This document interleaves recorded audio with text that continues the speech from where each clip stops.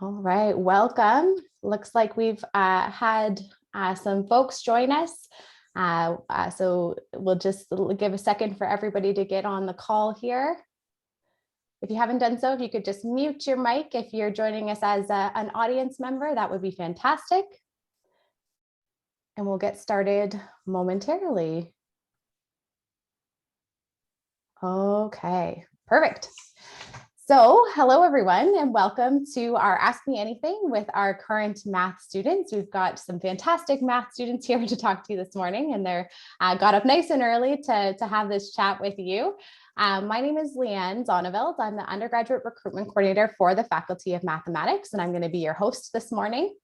We have lots in store. We've got some pre-prepared questions for you, as well as we welcome you to share your questions in the chat. Before we get started, I do want to acknowledge that most or much of the work at the University of Waterloo takes place on the traditional territory of the neutral Anishinaabe and Haudenosaunee people. Our main campus in Waterloo is situated on the Haldeman Tract, the land promised to the Six Nations that includes 6 miles on each side of the Grand River, which is a river that runs right through our campus. And our active work towards reconciliation takes place across our campuses through research, learning, teaching, community building, and is centralized in our Indigenous Initiatives Office. So for today's panel, again, we have some amazing students ready to chat with you today. Feel free to put your questions in the chat. You can share them that way, and we're happy to answer them as we go along. And without further delay, we'll get our awesome panelists to introduce themselves. So we'll start with Rajat. Hey guys, I'm Rajat. I'm in my 4th year in computer science, specializing in human-computer interaction. I'm from India, New Delhi. I will be working at ADP in New York next semester as my last co-op. Still working part-time with one of the company I did my co-op with. And I swim and I play basketball when the campus is open. But yeah, so that's about it. How about you then? Aina? Hi, my name, Hi, my name is Yiqian Wang, but you may call me Ina. I'm a fifth year math teaching student with combinatorics and optimization. And I'm also an international student. I'm from Beijing, China, but I've grew up most of my life in the Philippines, Manila, Philippines. And I guess one fun fact about me is like when campus is usually open, you would mostly find me 80% of the time in the math and computing building, so the main math building on campus. And Leslie. Hi everyone, my name is Leslie, and I'm a 4th year student in mathematics, financial analysis, and risk management. I've done 4 of my 6 co-ops already. And one fun fact about me is that I'm a figure skater, and Waterloo actually offers figure skating classes on campus. So definitely check that out. And I'm happy to be here. Awesome. Thanks to our panelists for their introductions. So it looks like we have questions starting to flow in, so that's fantastic. Send your questions in the chat and we will come along to them as we go through. Maybe I'll start with just a general question and all 3 of our panelists can answer this, and we'll just go in the same order as our introductions. Can you just tell us why you chose to come to Waterloo for your program? Yeah, so as I said earlier, like I'm in computer science. Waterloo is known for computer science. It's one of the best programs like in the country. And especially the co-op factor, it's the biggest factor because by the time I'll graduate, I'll have 2 years of experience on my plate, which is an edge over all the other people in the country who doesn't go to Waterloo. So that was one of the most motivating factor. And again, it does help with the tuition too, because the money that I make from my co-ops, I pay my tuition through that. Even being an international, like we make okay money. You go to California and all, you make good money. But that's for some other day. Bring me later, I'll tell you. So yeah. Ina? So as a math nerd growing up, when I heard what there was a school with a faculty of mathematics, it was a no-brainer to come here to apply and come here if I get admitted, because Waterloo has this designated faculty designed for teaching and mathematics teaching and mathematics research, and you get to graduate with a Bachelor of Mathematics, which is so much cooler than having a Bachelor of Arts or a Bachelor of Science. And yeah, and partially that's the main reason. And then there's also the fact that Waterloo has a mathematics teaching program, which allows you to have at least eight months of teaching experience before you apply for Teachers College. So, and I've always wanted to become a teacher when I'm growing up. So it just seems like it's the best of both worlds, a good combination of both a person with an interest in mathematics and becoming a potential teacher. Yeah, and I definitely kind of echo what my other panelists have said there. One of the main reasons I chose Waterloo was for the co-op program, definitely getting the experience and even just alternating school terms and co-op terms. You get kind of a break in between, and then you kind of get to right away experience the start of your career. You get to try so many different things. I think that's really beneficial. And regarding my program, math and financial analysis and risk management, I think is a great combination of both mathematics, which, like Ina said, I was also a math nerd growing up, and just, something I think for me, a more like practical, more real world applicable field like finance. And I think Waterloo, not only for this program, offers a lot of combinations of different fields and mathematics that you can go into and explore. Fantastic. And we do see the questions coming in. I'm going to do one more general question before we hop right in, because it might be helpful for our audience to know what types of co-ops you have had so far. So if you don't mind kind of giving a brief idea of the types of jobs you've done, that might be helpful. Yeah, absolutely.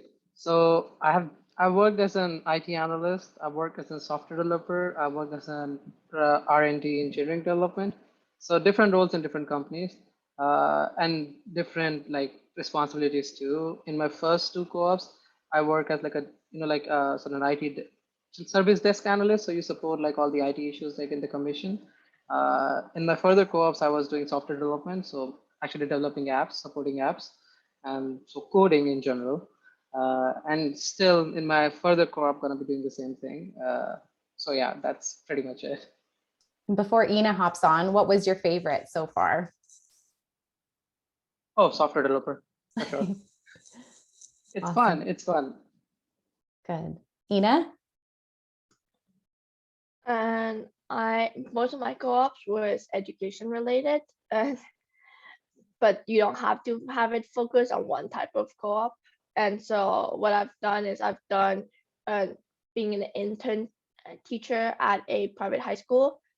I've also been an ITA for the computer science department, School of Computer Science. So help not just with grading or tutorials, but also helping out with the back end, preparing assignments, a lot of grade management. So kind of a little bit of admin work. And I've some of the jobs that I applied to but didn't get includes event coordinators or administration types, and a lot of people in my major communication optimization. Ooh, sorry, my cat jumped on, and have research types of jobs. So as an undergraduate student, you do have the opportunity to work with math senior math teachers, math professors to do research if that is your type of job ideal job. And yeah. Yeah, so for me, I started off in the tech industry. I was a data analyst, and I also, in my second co-op, I did a bit of data structure for tech companies. And then for my third co-op, I decided to move into something a little more bigger scale, because before my experience was mainly in startup tech. So then I was in Boston for that term as an internal auditor for a pretty big insurance company in the US. And then my most recent one, I was working for a manufacturing company doing financial analysis, budgeting and forecasting for employee payroll and like the year's kind of manufacturing budget and forecasting. Perfect. Thanks for sharing that. And so I did notice that someone had asked how many co-op terms a student does. So typically it's between 4 and 6 work terms throughout the course of their degree. And of course, we can talk a little bit about the salaries that our students have had, but it does vary significantly depending on what type of employer you're working for, what industry you're working in, where you're working. So it does vary quite a lot. So on our cooperative education website, there is salary information that kind of shows the minimum, maximum, and average for our students depending on where they are in the program. And so it definitely depends on also where you are in your degree. If you're, just getting started, then you may make a little less or maybe a lot less than a student who is in their 4th year and in their final work term. So let's get into some of our audience questions. So I've got them over here. Let's talk about housing during co-op. So if you're having to change locations for your co-op job, how is housing organized, and do you have to sort it out yourself, or is there anything organized for you? So maybe I'll let our panelists decide. You can unmute if this is something you want to speak to. Sure, I'll go first. So yeah, there is help even in Waterloo. Like even on the website itself, there is some off-campus housing that you can find. It's listed in our own website. It will redirect you when you go on our website, like the particular links. My suggestion would be to look over KGG, or even there are groups on Facebook. Like there are subletting groups as well as renting groups in Toronto or wherever you're going. I've been in 3 cities so far. I lived in Newmarket, lived in Toronto, lived in Mississauga. Majority, like how I found the housing was through KGG in the end. You just contact the owner, like the landlord, and then you'll go say hi to them. And if they like you, they'll give you the place. In most cases, they do. So yeah, that's how you found a housing. It's not that tough. In the first years, first people do panic a little bit, but it's not that tough. So, yeah. And for those who may not know, Kijiji is a website that people can list housing arrangements for. So I think Leslie may have unmuted. Did you have anything you wanted to add to that? Yeah, so definitely echoing, regarding Waterloo or like the GTA area, like the Greater Toronto area. It's very easy to find housing on Facebook groups and everything. But also I've completed one co-op term in the US, and for that term, my employer was a really big help finding housing for me. So I would say if you're relocating to a place you're not really familiar with, maybe not close to Waterloo at all, a lot of people go to Vancouver or the US, your employer, I think, is definitely the most trustworthy point of contact regarding your resources for housing. And most of the time, a lot of employers have a lot of experience helping students relocate, so they would probably have a lot of resources and would be really willing to help you. Yeah, and adding on to what Leslie and Richard mentioned, I'm somebody who's very lazy in terms of moving. Like, I do not like to move. One is because it's a big hassle. Two is I have too much stuff that's been accumulating over the years. So moving is extremely difficult for me. And most of the time I try to find jobs within Waterloo just to avoid this problem. But like Leslie mentioned, the employers is very understanding, because most of these employers for co-op have done several years working with University of Waterloo, have worked several years with co-op students. So they have an understanding, and they understand that we are students. We might not usually have the financial means or like to move, or so they would or find extravagant housing. So they would help you find housing most of the time, or make suggestions, and then the final choice would be made by you. Thanks, Ina. So we'll do a couple more co-op questions, and then maybe we'll switch it up for a little bit, and then we can always come back to co-op. So the next question is, how many co-ops do you do in your programs? This does vary a little bit. And did you get the job that you wanted or a desirable job every work term? So maybe Rajat, we'll go back to you to start this one. So in computer science, you can do up to 6 co-ops. That's the maximum you could do. Getting the desired job every co-op term, I'm not going to lie to you, that happens really in really few cases, right? Because it's competitive. If you are hardworking, if you know your stuff, then yeah, you might be able to get your desired job every single term. But again, you can gamble. There are like different rounds of hiring. There's a main round, there's a continuous round, and then there's another continuous round that goes up till April end. So if you want to gamble and like, don't want to take the job that offered to you first, that's fine. Many people have done that in past, like my friends have done that, and they were able to secure the job that they wanted. So again, like you're an adult from now onwards, and it's your decisions in the end. So answering to your questions, not every term you will be able to get it, but if you're talented enough, then you might be able to get it. So, yeah. And I did 5 jobs for my program, mostly because I'm in a weird program, math teaching, which only requires 4. But then I also did an additional major. So yeah, that's a different story. But I weren't that fortunate in getting all of my desired jobs. Like first year, for my first co-op term, I struggled a bit, mostly because I didn't really get the hang of it, of the whole job searching process.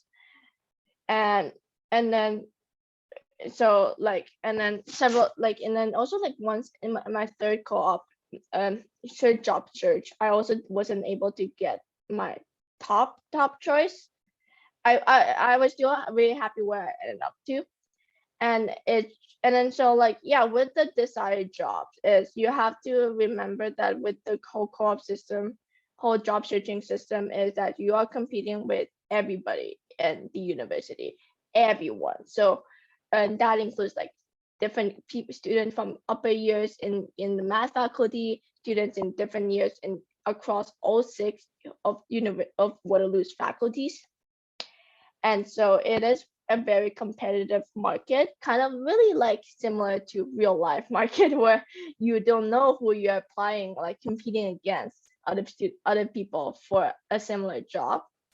But I wouldn't say that just because you didn't get the job of your choice in your first co-op term or in your last co-op term, it's not exactly the end of the world, because the whole idea of cooperative and learning is that you get to experience different work fields during your undergraduate career, and which might alter your decision on what you wanted to do, because you get to learn how different jobs are like, or whether or not your ideal job lives up to your standard. And so usually, but yeah, so like it's not the end of the world.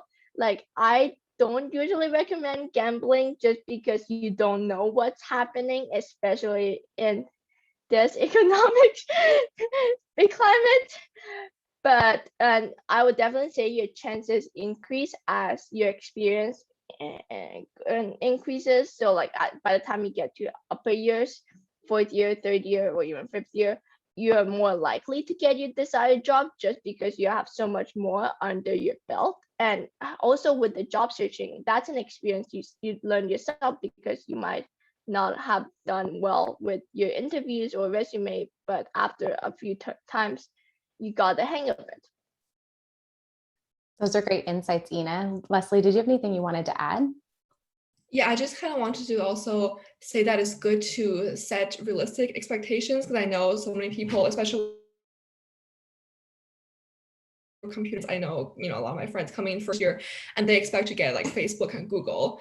And, like some people do, but it's very important to be realistic and try to keep an open mind about where you want to go and like things you want to experience, because chances are there's a lot of very, very good companies that maybe you haven't heard of, but they present really good opportunities. So yeah, but for me personally, I feel like, yeah, the later I got in my school, third year, fourth year, I was able to get positions I really wanted more. Perfect. Those are great insights. I'm going to switch it up and move away from co-op just for a little bit, but don't worry, we can come back. So let's talk about housing. So regarding residence, how did you choose which residence to live in first year? So I'll kind of let you decide who wants to answer first on this one, and tell us where you lived and how you kind of chose that. I can start. I live in, excuse me, I live in the Ron Ed Village. I don't think it's one of the residents that's being offered next term in the upcoming fall term. So it's a traditional style dorm room. So 2 bed and 2 people sharing a room and a hallway with a common bathroom. And how did I pick this room? Ron Ed Village was probably like my third choice. I wanted like a single room in a different village with different student residents, but I did what any student would do. I asked Reddit. Not gonna lie, I did ask Reddit after I did a bit of researching on the school website myself. I went on Reddit and didn't find that much useful information, but I had a general idea of how students felt, and so yeah, that was my resident story.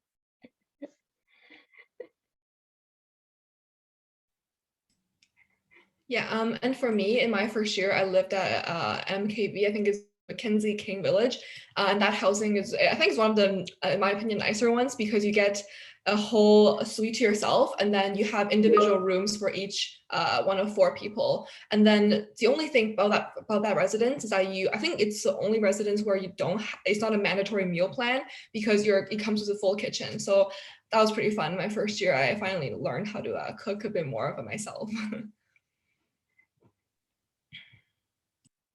Okay, so I lived in UWP. I have no idea what's the full form of that is, but it's UWP. The reason I chose UWP was because it's a suite style. So there are 2 washrooms, 4 rooms, and so 1 washroom share among 2 people, and there is your own kitchen you have, so you can cook, and you have an option of like a nominal meal plan, not like the full-fledged meal plan. So you get an option to cook whatever you want because you have your own kitchen in the suite itself.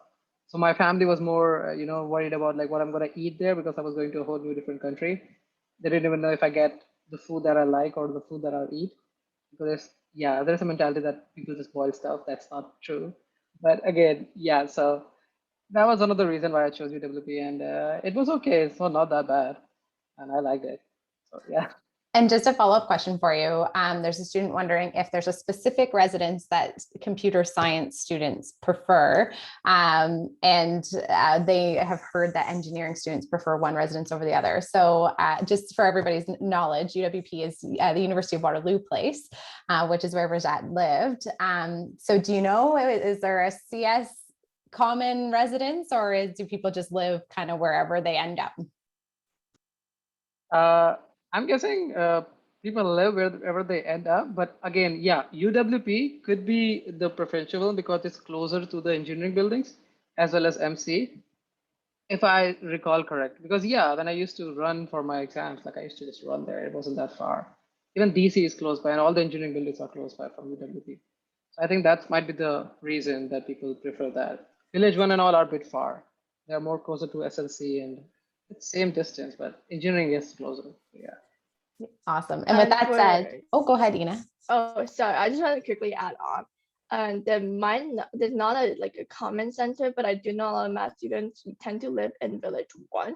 It is a bit closer to the mathematics buildings and the General Student Life Center. That's what SLC stands for.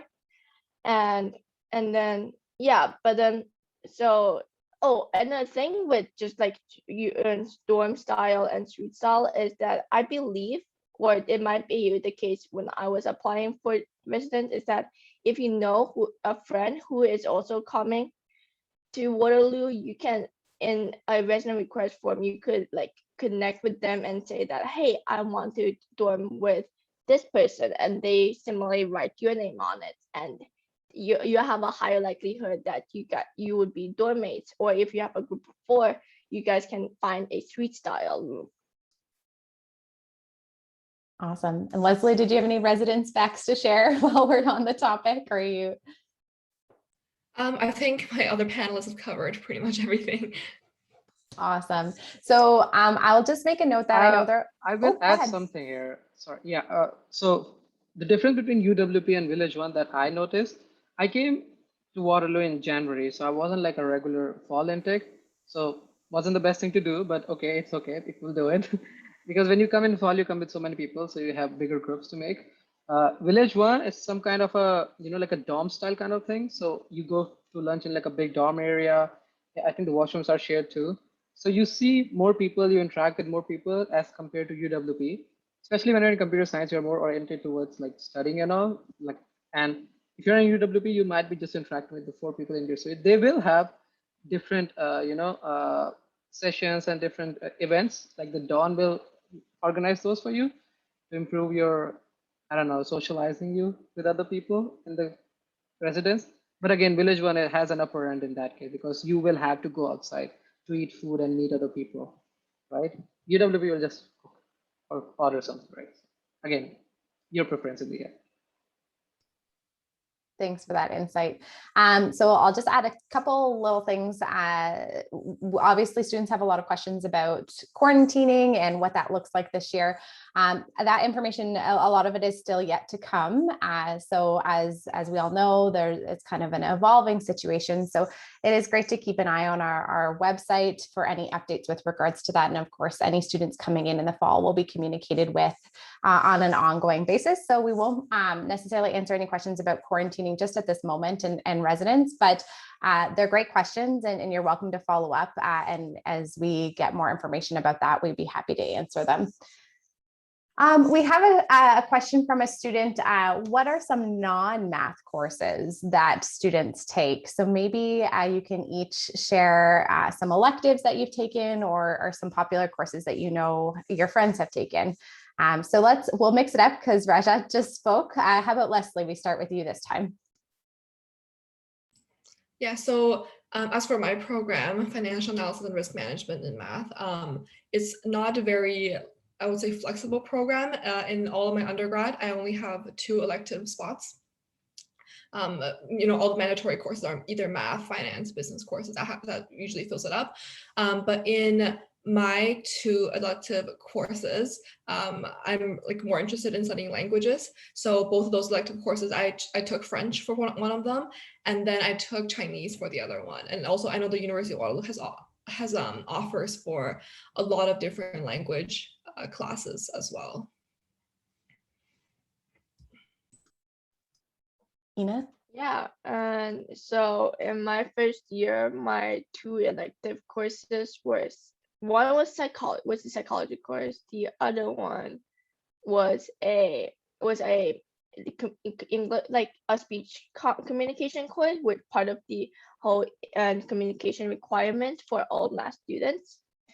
And I did most of my non-math courses to be psychology because I also, because I was interested in education, so I was very interested in how the human mind and affects the human behavior, and so I did a bit of psychology back in high school, and so moving on, I wanted to continue a bit in psychology, and I didn't expect myself to be interested and curious in more psychology courses, so I ended up using all of my non-electives as psych courses, and you can, that's also, if you take a lot of courses within the similar requirements, you can get a minor or another major from a different faculty. Fun fact. But that's what I did. But also, don't be like me. Enjoy your undergraduate computer times. And yeah, but I also like know some of my friends who are interested in like the different areas. Like everybody have some type of interest outside of mathematics. So some people did music, some people did philosophy, um, English. I don't know why that's and then like some people did some science courses, and some people also have done like Leslie have said, non-math courses because of the program requirements. And I will let Rajat talk more about like with CS, there's a whole breadth and depth requirement situation, which Rajat knows better than I do. Hey, thanks, Ina. So yeah, breadth and depth requirement, you could, so I'll say there are so many options when it comes to electives. I did some philosophy electives, critical thinking 145. I did some psych electives, and I did my depth requirement in economics. So that's good too. If you wanna learn more about stuff in econ, it's pretty fun. It's not that tough as it looks like. Uh, for breadth requirement, you need at least 3 courses making a chain from first, second, and third. That fulfills your breadth or depth requirement. Well, that fulfills your depth requirement, and breadth is different. Like that's first and second. Depends what kind of how many units you want in that. So yeah, like there's a whole checklist. Like you can Google UW checklist, and it will show you how you can fulfill those. But that's for the future. Once you get here and what you want to do. But when it comes to the question of electives and all, then yeah, there is so much, there's a lot of choice on the checklist itself. When you click on the link, it will show you how many courses, what courses you can take and under what streams. So yeah, there's earth science, there's psychology, philosophy, music. Some people go for easy courses to boost their average. I'm not gonna lie. Google UW Bird courses. You'll see a whole list on Reddit. Believe me, and you will do it once when you get here. And so yeah, that's good too. Choose one among those, and you get an easy 90. Not that easy, but you'll get it. So it's good. Just do that, I guess. Awesome. Although I do want to put the disclaimer out that not everything you read on Reddit is true. So definitely check official sources as well for those more official questions that you have. While you're speaking, can you speak to the programming languages that you learn as a CS student? Yeah, absolutely. So you learn C, you learn, so in your first year, CS 136, well, actually, I'll just start from the very start. You learn Racket, the functional programming in CS 135. Then you go for imperative C in CS 136. Then you go for object oriented in your 2A term. That's after your first co-op or probably before your first co-op if you're in sequence D. That's CS 246, that's C++ you learn. And that's all for the particular programming languages courses. Going forward from there, there are courses that are more oriented towards like a user interface or like there are database courses and all. So not too much of a programming language they're gonna teach you. They will teach you some like they'll teach you some skills how to make a better user interface. They will give you tools to learn Java at the same time. But the most basic programming skills that you learn is in your first year and the first half of your second year. That's C, C++, and Racket. And you could do Python too if you are not taking the regular CS pathway. That's CS 115, then CS 116. 115 again is Racket, and then 116 is Python. And then from 116 you can take 136 C, and then from C you have to go to 226. That's C++. That comes to programming, but languages doesn't really matter. Like you have to be good at algorithms and everything, data structures, and that's okay. That's for some future things. But yeah, answering the programming question. Yeah, Perfect. I wanted to start. I just want to quickly add on is that the computer science courses in the university are not designated to teach you a specific language. Like it's not language focused, and it's usually a concept focused, but then they just use a language on the side as a tool to teach you that concept. And so if you're like some for and so yeah, so like if when you're coming in, don't expect, for example, CS 116 to be a whole Python course. It's like teach you every concept of Python. It's more of like we're teaching you this idea, what how to do looping, kind of how to do recursion, and then we're gonna be using Python as the tool, as the language that teach you that concept. Thanks, Ina. So Leslie, let's start with you for our next question, and it's kind of a fun question. How is student life in Waterloo in terms of your studies, events, and fun? So obviously recognizing we have been online for the last year, but we all look forward to a return to in-person one day. So maybe you can give students some insight into what it's like to study in Waterloo. Yeah, definitely. Like I would say student life is kind of what you make it. You can focus on your studies a lot, obviously. You can, attend all the lectures, you can go to office hours every day. You can, in my first year, I focused a lot on my studies. I lived at Mackenzie Village, and there's a tutorial center right downstairs. So there, I worked a lot with like the different TAs, trying to get my assignments done and everything. But then after I adjusted a bit more to university life, starting in second year, I joined a lot more clubs and sports. So as for clubs, there's so many different clubs that University of Waterloo offers. Personally, I was more into like fitness and everything. So I was in figure skating and I was in badminton, all the fun stuff like that. And then in terms of events also, there's kind of, I would say, two types of events. One event is really good for your like development. I did a lot of case competitions, and I know for CS, there's a lot of like hackathons you can join. But also there's a lot of just events for social life, for your student life. I'm part of the Chinese Student Association, and I know they hold a lot of different events throughout the year, either on campus, sometimes off campus, that you can take part in. So yeah, I mean, I would definitely recommend joining at least one club, just to, get out of your just so you don't focus on your studies the whole time, but also just like experience a lot of different things. Do you have a favorite spot off of campus, like a restaurant or somewhere to go? Oh yeah, like I don't. A lot of people say Waterloo is really boring, but I think you just have to find and kind of explore the different places outside of Waterloo. I know a lot of people like Waterloo Park. That's like walking distance. And then if you want to go somewhere a little farther, I know Uptown Waterloo has a lot of different restaurants. There's a little like outdoor ice rink there actually, and it's really pretty and around the Christmas time. And yeah, a lot of like bars and restaurants uptown that you can visit. A lot of cute cafes too. I know a lot of my friends like studying those cute cafes uptown. Ina, did you want to add to that? Yeah, no, I missed when Leslie was talking about studying cute cafes, because that was my go-to spot, or like that's how I studied the most effectively.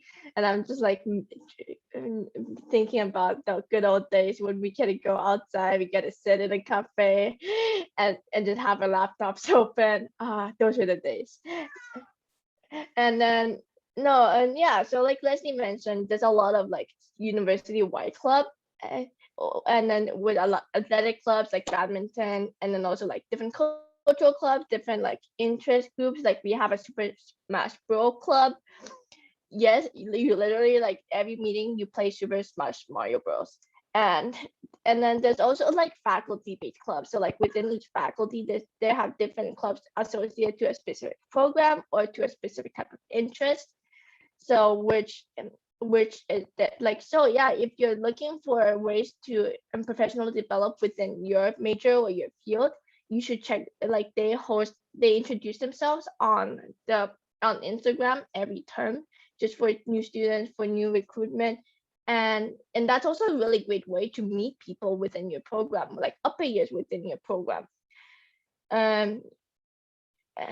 In terms of student life, yeah, I don't recommend, not saying like I'm not forcing you, but I don't recommend you to just focus on your studies. If that's your type of preference, then go for it, but don't. What I did, I regretted, was becoming a hermit in my dorm room the entire first year. I didn't really, after classes, I went back to my dorm room and then I studied, and I missed out a lot of good stuff around campus. And second year, I got more involved.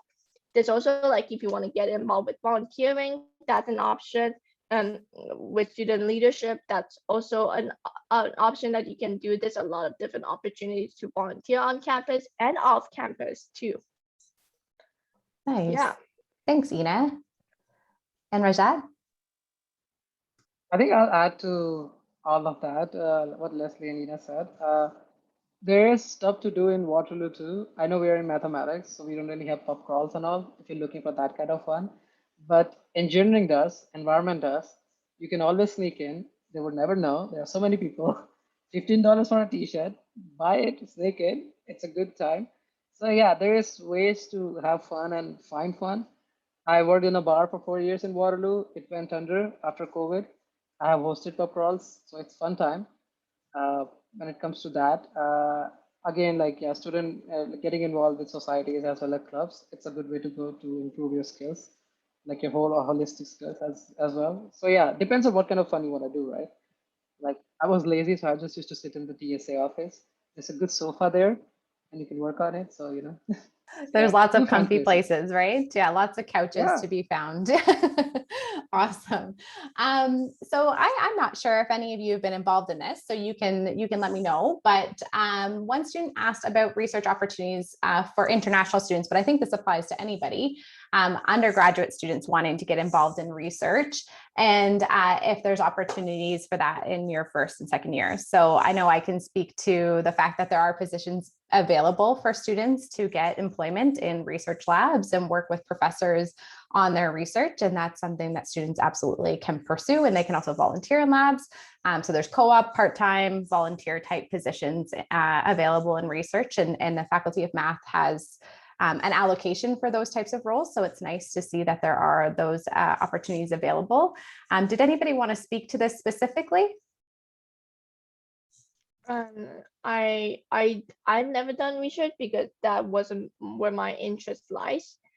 But I had several friends who were into research, and from my knowledge, it's one is that it's easier to get a research position in your second and third year, just because the professors have, like in first year, most of the lecturers are first year lecturers, so they are their job is to teach those big 60 people lectures classes. And then once you get into upper years, your courses become more specific, more topic related. And so the professor usually the field of study is within that course or that course topic.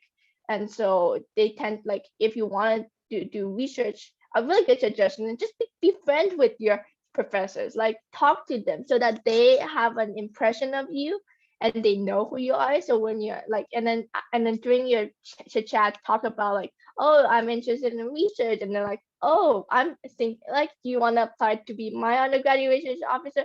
Sure, yeah. How do I apply? So kind of like those type of conversations could lead you to potentially applying, and then mentioning like, hey, I want to work with this profession in this field. Yeah, that's really good insight, Ina. I don't know if our other panelists have anything to share, but I will say that getting to know your profs is just a good piece of advice, no matter what. Whether it's, you need some help with a concept from one of your classes, or maybe you're going to be applying to graduate school and need a reference, it's always good to get to know them. Rajat, I noticed that you unmuted. Did you have something to add? Yeah, I do. So research positions are mostly open to all the students of UW, like undergraduate research positions. But there are certain positions that are funded by the Canadian government, and those are the ones that are only catered towards the students who are either permanent resident or Canadian citizens, because as far as the funding is concerned. So yeah, that might be a little of a hurdle in that scenario. But I have a friend who's an international student. He has done research under Professor Pascal in machine learning and artificial intelligence. So yeah, and he was in his third year at the time, if I recall correct. It doesn't pay a lot of money, but it's good. It's good work, and it's good experience. So yeah, get a stipend. That's great insight. Thank you for adding that. And just to our audience, note that my colleague Heather is putting some really great information in the chat as we speak. So if we're not covering your questions verbally, some of them might be covered in the chat. So just keep an eye on that. I'm going to, I think, head back to co-op, because we've had quite a few co-op questions come through since we spoke about co-op earlier in the in the panel. And I'll just reiterate, because I know we had a few people hop in a little bit late, that, obviously things for the fall are still developing, and we, in terms of like residents and what classes are going to be available online, that information is still up in the air, but we hope to have more information as soon as possible on kind of an ongoing basis. So please be assured that the university will update our websites and communicate with our admitted students as we are able to on those topics.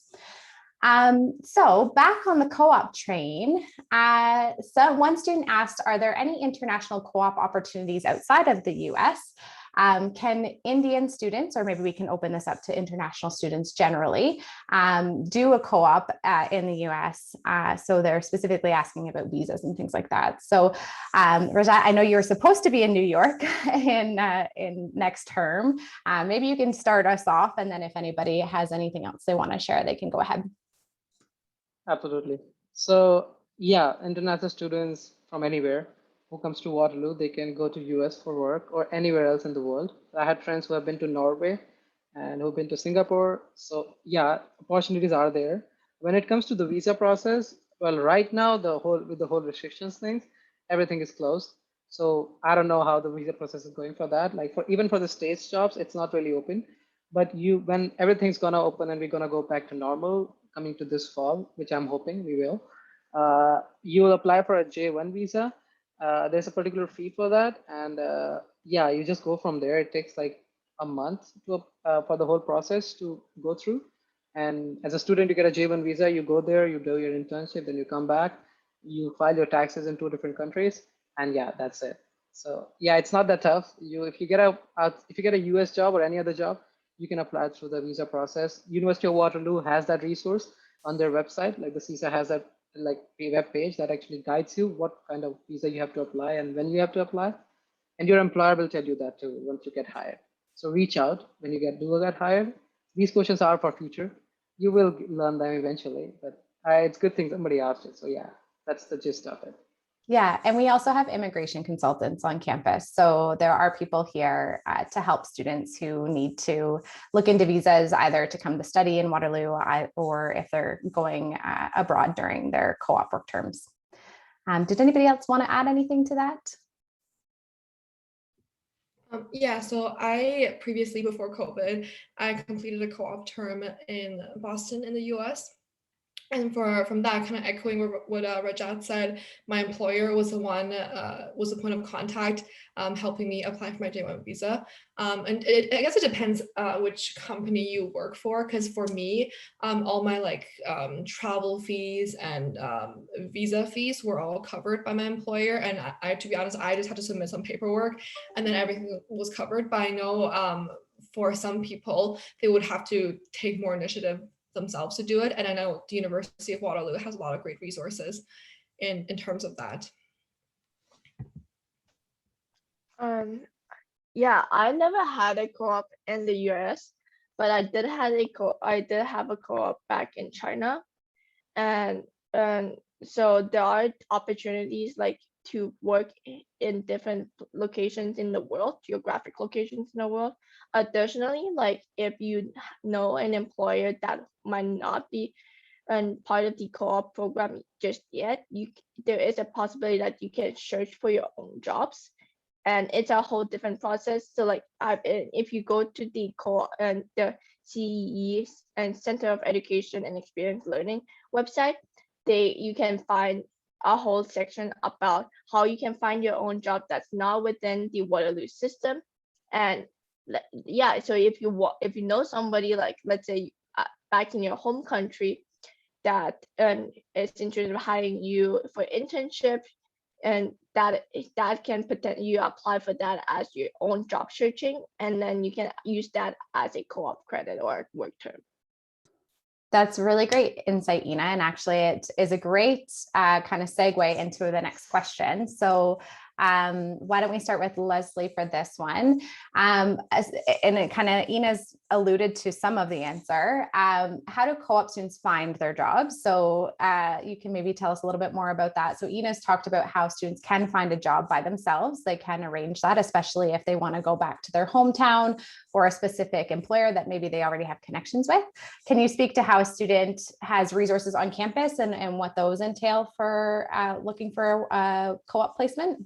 Yeah, so for co-op placement, usually you would go through a online system that Waterloo has called Waterloo Works, and then there you would do different rounds. I know now, I think we're moving away from the main round and continuous round system. We're doing like, I think 3 different rounds just to get more opportunities for students. But for there, usually you would start applying in the first 2 weeks of the term, and then you would probably have a month to apply for all the jobs in the first round. And then from there, you would just submit your resumes to the individual job postings on Waterloo Works, and there are a lot. Usually for my program, Financial Analysis and Risk Management, there's usually over 1,000 every term to apply to. And then after you submit your resume, you wait a few days, maybe a week, and then the interviews start coming out on a rolling basis. And then from there, you would just go to either a webcam interview or phone interview or an in-person interview. And then from there, if the interviews like you, you have a great conversation. And then during rankings period, that is when when the company's employers would rank you and like obviously your other students based on like how much they think you are a good fit to them. And then you would also have the chance to rank back your employers with all the options you have. So that is a pretty good system because it maximizes your chances of being matched with an employer and getting employment for the upcoming term. But in terms of the overall general application process, I think it's pretty intuitive, to be honest. Like you hop on Waterloo Works and it guides you pretty much, like it's not that hard to operate, so I don't think you have to worry about that for now. But it is, I would say it is quite a bit of work, especially in first year. You would have to get your resume together, you would have to schedule your interviews, you have to set a time aside to go over all the job postings and apply to individual jobs. Mm-hmm. And like sorry, just to quickly add on, yeah. And job searching happens during your academic term for your next upcoming term. So many times students like Leslie, Rajat, and ourselves, we find ourselves applying for jobs or like completing our resumes or adjusting our resumes, writing cover letters during times of like exam and midterms. So it is definitely that is like one of the downsides of being in the co-op program. It just you have to manage everything, like both your academics and your co-op opportunities at the same time and juggle them. That's a good segue again. You are all, it's like you're watching the questions. So Rajat, maybe I'll send the next one to you. Can you speak to maybe some tips for managing the co-op search process as well as your academics at the same time? Yeah, sure.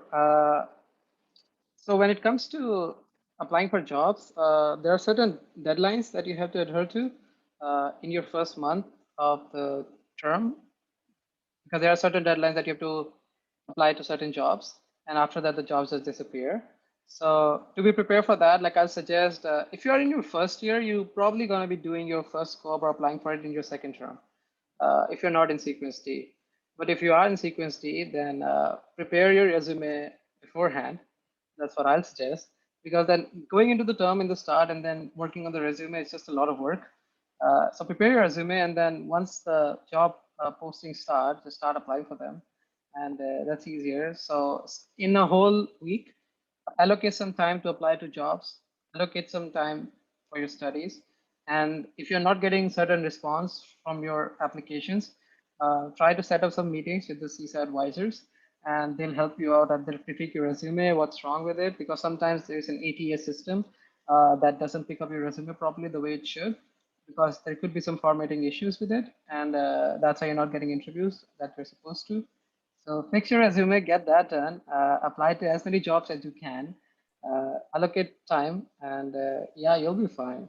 And when it comes to applying for jobs, like particularly, do look at the description of the job. You don't have to adhere to all the requirements, because generally, every job posting, they have so many languages written there. You don't really need to know all of them. Even like the recruiters say that's just a general idea. Well, if you just need to know like the basic concepts and languages, they can teach you, and you can learn on the job itself too. So yeah, don't get paranoid if you see like 5 languages there and you're like, oh my God, I only know 1 or 2, I won't get a job. That's not gonna happen. There are so many CS jobs. Even like people who are not in CS do CS jobs. So yeah, believe me, you'll be fine. Thanks for that. So we are getting about 5 minutes from our end time. So maybe I'm going to go down to one panelist per question for the remainder, just so that we can get through a few of the last minute ones. I think there was one co-op question that was kind of related that came through. So Leslie, can you speak to what sorts of things you could put on your resume as a first year co-op student? And maybe if you have any tips for getting ready as someone who's preparing to start a co-op program. Yeah, so my first advice would definitely be kind of what Rajat said. Get your resume at least drafted early, because you start applying pretty much in your first 2 weeks of second term. So in terms of content on your resume, volunteer opportunities in high school are really good. I did peer tutoring in high school, and that was on my resume in first year. And any just kind of events or student leadership opportunities you had. For example, I was involved in business council in my school. And then different events like a case competitions that I did in high school were also on my resume. So any kind of experiences that shows any soft skills are very helpful in first year, because in first year, obviously you don't have a lot of, like technical knowledge or industry experience that fit into those technical skills, but any soft skills that demonstrate leadership, communication, or demonstrate you can work well in a team are really good to go on your resume. And so the employers know that you have these soft skills, and any technical skills really you can learn on the job, because it really differs from industry to industry. And most employers don't expect you to know everything about the industry right away just coming in. So yeah, definitely focus on soft skills and build your resume early.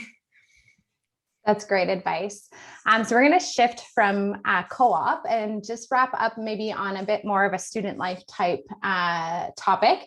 So Ina, can you talk about how what outdoor life is like in Waterloo?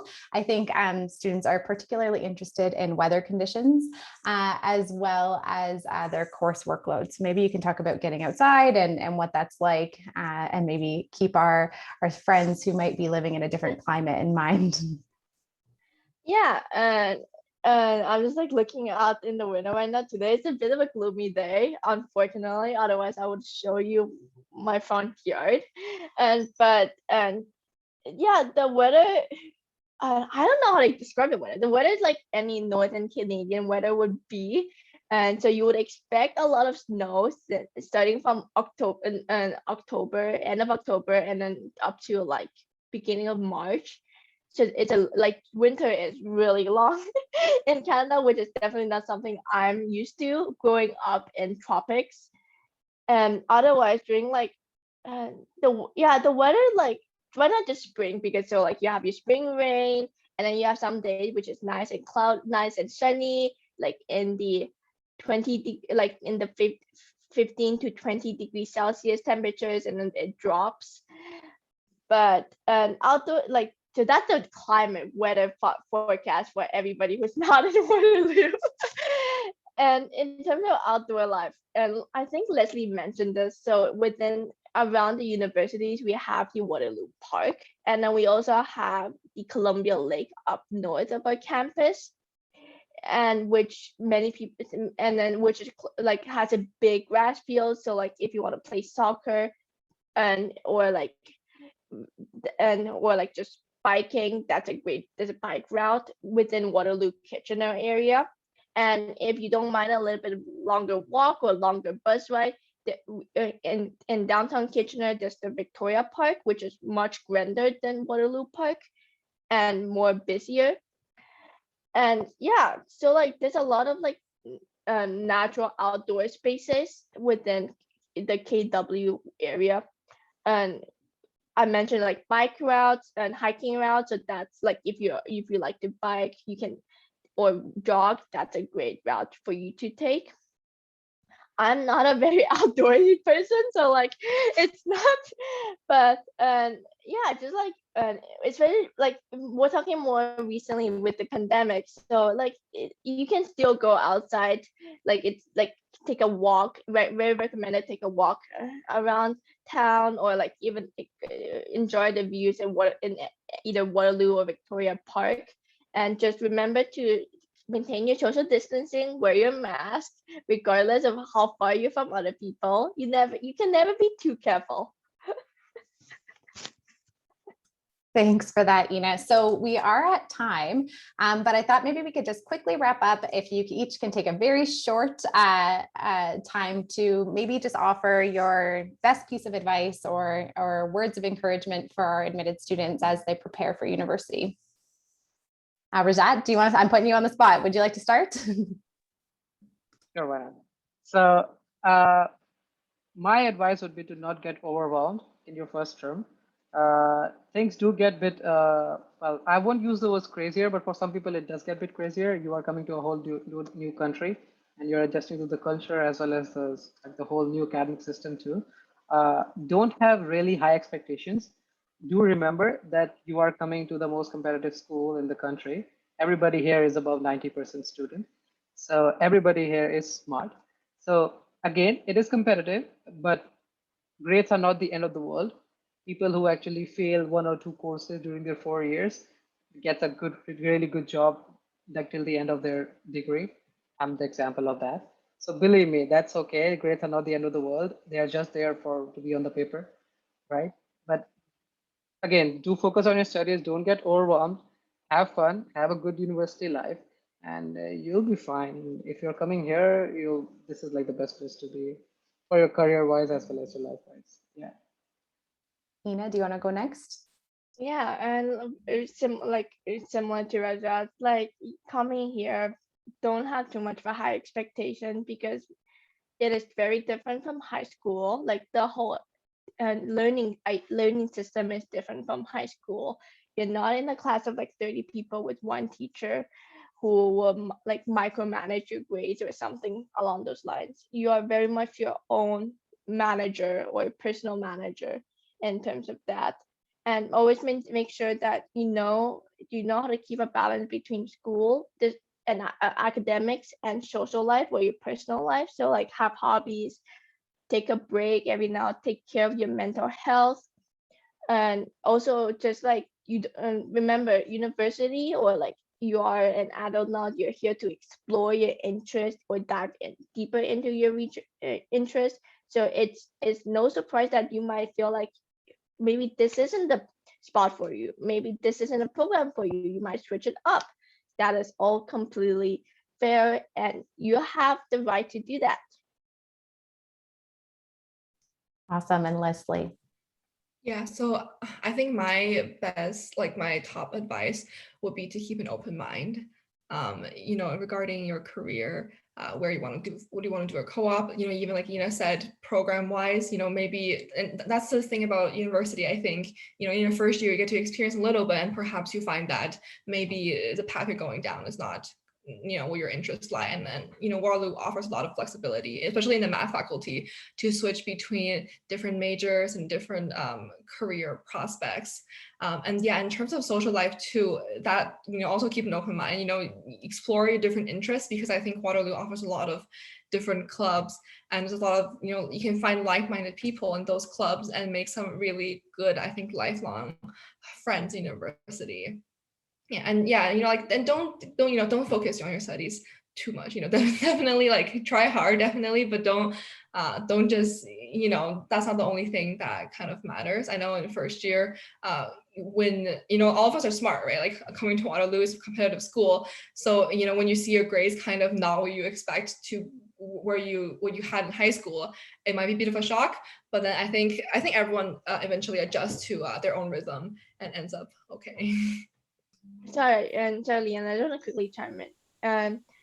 And like if you have Instagram, like one thing you should recommend you to follow is the UW Math Talks Instagram page, because that's like the student government in charge of the math undergraduate students. And one of the reason I point this out is because one of the upcoming events they're holding is a screw up panel for designated for first years. But I think everybody would be open to join if you ask them, and it's a great opportunity to learn about like the hidden stories behind University of Waterloo math students, because everybody expects us to be successful and have fancy co-ops, works in Google or Microsoft, but there's a lot of stories behind that where we make mistakes, we screw up, even in our upper years.